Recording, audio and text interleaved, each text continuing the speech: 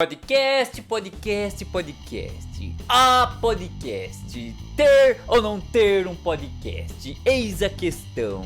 Tudo na internet se torna saturado. Basta uma pessoa se destacar com algo, todas começam a fazer. E aí começa aquela discussão patética de tipo, quem criou tal coisa? Velho, não importa o tão quanto original você pensa que é, tudo que você faz, alguém já fez antes em algum lugar no mundo.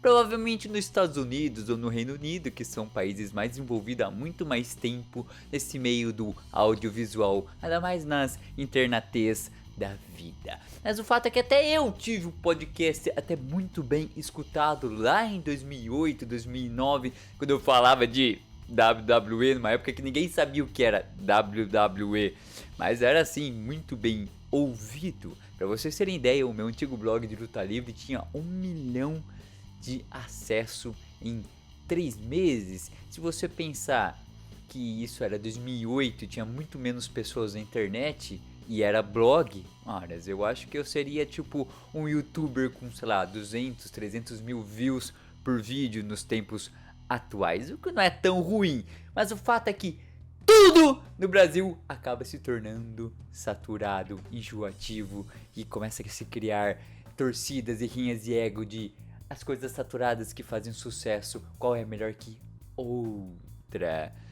Por exemplo, já foi com react, já foi com stand-up, já foi com reality de culinária e agora é com podcast. Mas o assunto de hoje não é sobre podcast, qual é melhor, qual é pior e blá blá blá. O assunto de hoje é sobre um personagem, uma pessoa, diria, icônica desse meio dos podcasts. Você sabe quem é, você leu no título, então fica aí que eu vou desmistificar, melhor dizendo, desconstruir essa estratégia tão batida que esse carinha tenta usar para nos empurrar a goela abaixo seus pensamentos de um bolsonarista envergonhado de assumir que gosta tanto desta bosta. Mas então, antes de sangrar a estratégia dessa figura tão hoje em dia considerado patética e burra, será dos podcasts, que eu sei que você quer ver o circo pegar fogo e o palhaço morrer tostado. Curta, comente, compartilhe. Não é todo dia que eu dedico a este canal falar de figuras das internets da vida, porque você sabe, tem coisas muito mais relevantes para falar. Por exemplo, o como a educação no estado de São Paulo está cada vez mais difícil de lidar, como é difícil de lidar com este governo atual e principalmente que esse canal de educação artística, que eu ainda posto os vídeos de arte que vocês não assistem, porque vocês só abrem vídeos quando eu falo mal do Bolsonaro ou quando eu falo mal de criaturas como essa. Mas quem pode culpá-los, não é? É gostoso demais ouvir falar mal de pessoas, embora eu não fale mal, eu fale apenas a verdade. Se isso é negativo, é culpa dessas pessoas que são pessoas negativas em suas atitudes, em essência. Tá bom, chega de devagar, chega de papo furado. O que eu quero falar do tal Monark? Eu não posso falar do tal Monark como se ele fosse uma pessoa desconhecida. Ele é de fato uma pessoa conhecida hoje na internet. Mas o que me deixa assim de saco cheio quando eu assisto aquele Flow podcast no qual ele faz parte.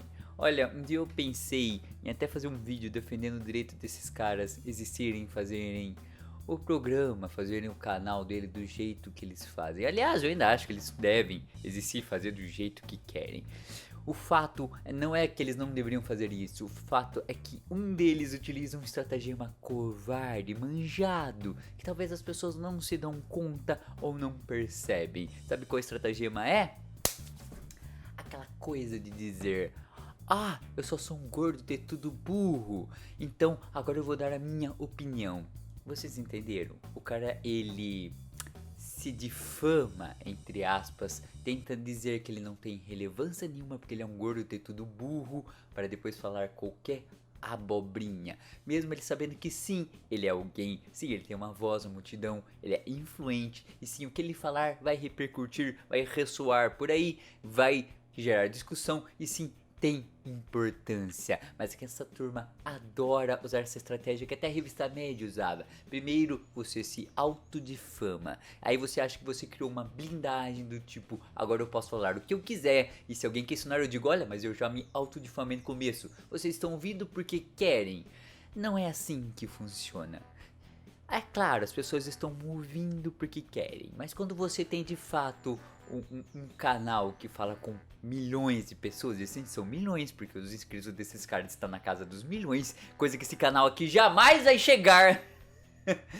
Nessas horas uma colega minha que é formada em marketing digital diz: Raposa, você não pode ficar falando e se difamando que você nunca vai chegar a lugar nenhum, senão você desmotiva até os seus poucos seguidores a te dar engajamento.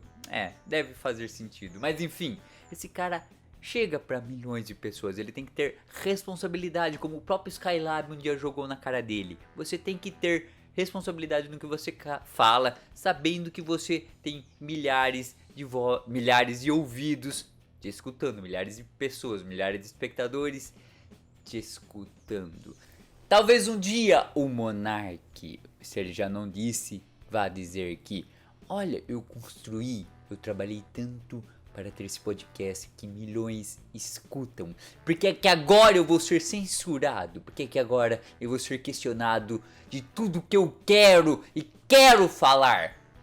Claro, tem a sua lógica. Ele construiu, ele tem os méritos de ter alcançado a glória, a luz da visibilidade. E agora ele pode sim de fato falar tudo o que ele sempre quis e o que ele quer falar. Mas é o seguinte, meu camarada, você queria ter relevância, você queria ser visto, você conseguiu com mérito, você é um dos mais vistos, tem mais relevância, que as pessoas mais escutam. E com isso vem o quê? Responsabilidade, porque quanto mais pessoas você vai atingir, mais pessoas vão te questionar, vão te cobrar responsabilidade intelectual e moral no que você fala. Então, meu querido, a fama, a relevância vem com isso, vem com esse peso, não é desgarrado, não tem como você ter um e não ter o outro. Quanto mais relevância, quanto mais alcance a sua voz, como por exemplo um presidente, um político, mais você vai ser questionado e cobrado. E se você não quer, se você quer ser só o gordo e ter tudo patético que nem você fala, volta a fazer videozinho de Minecraft para um público seleto, que aí você pode falar a abobrinha que você quiser, porque não vai ressoar para milhões. Você construiu, você lutou duro para falar tudo isso que você quer. Agora também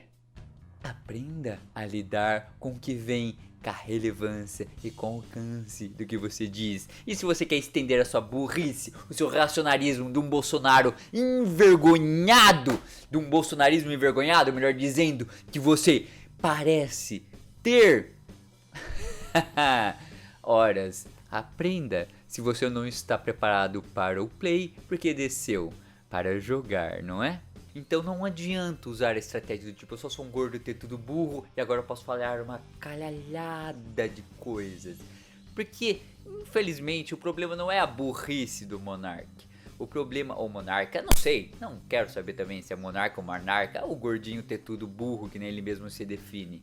Esse cara tem um pensamento bolsonarista reaça, envergonhado. Ele gosta dos valores do Bolsonaro, ele só não gosta do Bolsonaro. Ele gosta de fato das estratégias do bolsonarismo, ele gosta de fato do bolsonarismo, ele só não gosta da palavra Bolsonaro. Isso ficou claro quando alguém disse, se sobrar o PT e o Bolsonaro pra votar, em quem você vota, ele...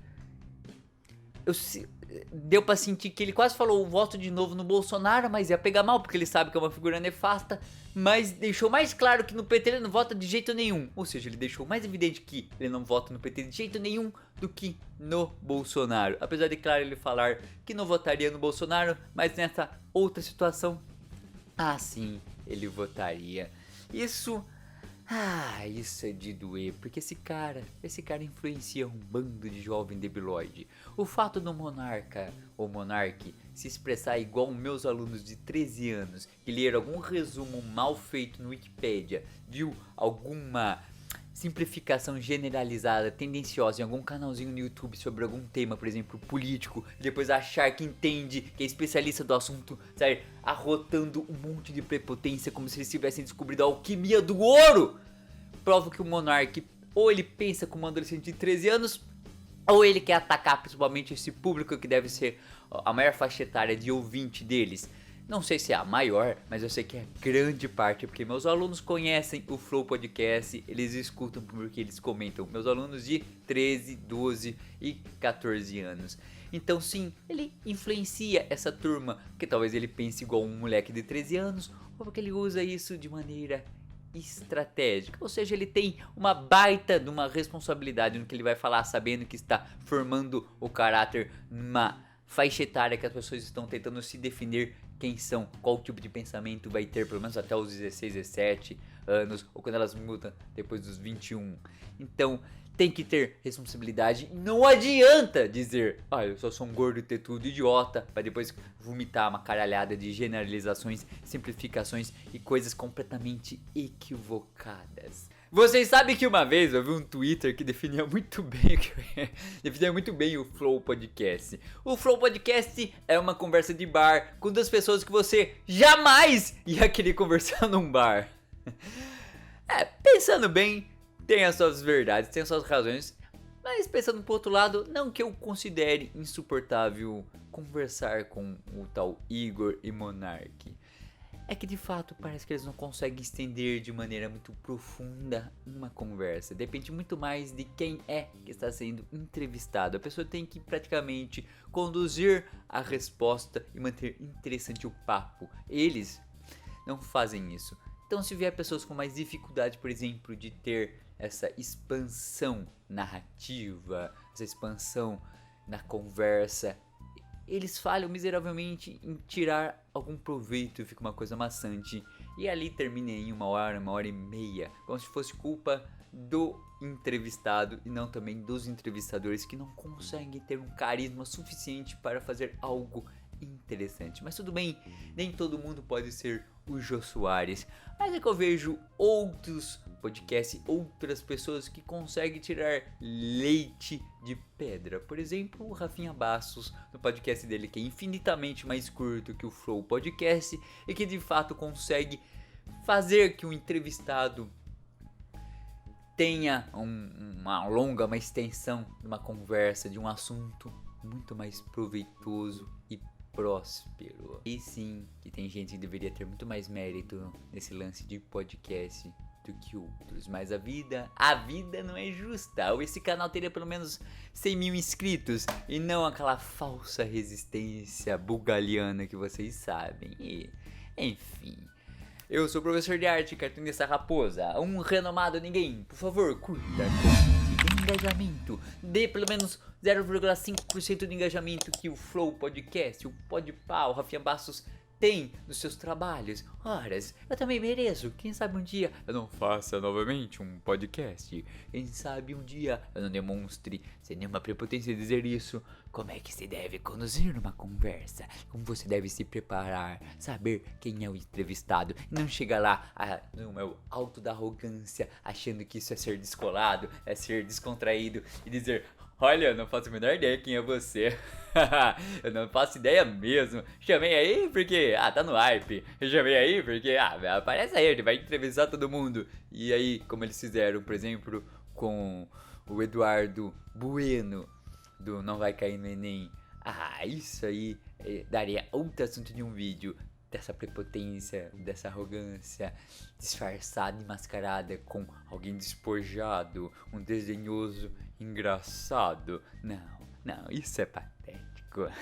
No mínimo, se prepare para aquilo que você está fazendo, ou suas entrevistas vão ser desse jeito, incapazes de serem conduzidas por você, dependendo muito mais de quem é o entrevistado. E aí, velho, você vai ter que entrevistar só gente com boa oratória e que sabe se desenrolar nos assuntos. Mas eu acabei de perceber que eu estou divagando e repetindo a mesma coisa que eu acabei de falar. Talvez não seria tão bom entrevistador. Talvez eu ia ficar divagando com o entrevistado e vocês iam ficar maluco. Mas pelo menos não ia usar a estratégia covarde do Monark pra depois falar um monte de groselha reaça e burra, achando que eu me saí bem porque eu me autodifamei antes. A gente tá esperto como uma raposa, como só o Covid da raposa pode lhes oferecer. Abraço! Testando o Gol Mickey, acabo de perceber que eu posso travá-lo aqui. Que maravilha de peça que eu comprei, que maravilha de peça que eu adquiri. Eu posso travar o Gol Mickey, nunca percebi. Vocês viram que dá pra rimar tudo com essa musiquinha que não sai da cabeça. Ai, que beleza de microfone, vamos testar.